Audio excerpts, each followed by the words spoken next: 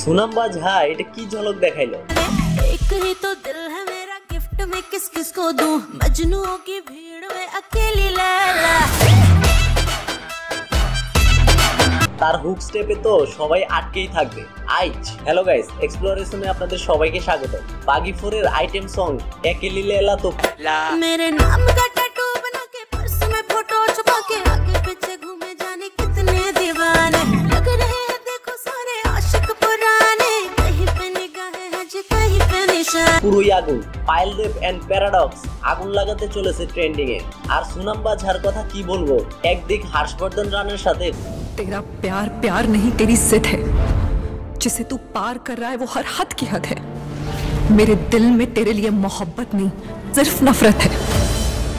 तुझे तबाह जो कर देगी वो इस दीवानी की दीवानियत है। কত ভারী ভারী কথা বলছে।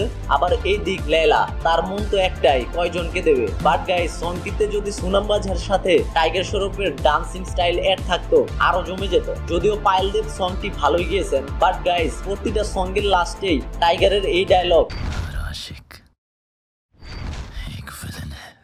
চোট খাওয়া আশিকদের রক্ত গরম করে তোলে, তাই না? তো গাইস, এটা আমার পার্সোনাল ফিলিং। সংটি যদি নেহা কাক্কার তার নেকু স্টাইলে করতো তাহলে আরো জমে যেত।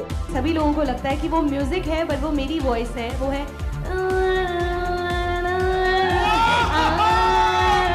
আপনারা কি বলেন, জমতো না? সংটি আপনাদের কেমন লাগলো কমেন্টে জানাতে ভুলবেন না।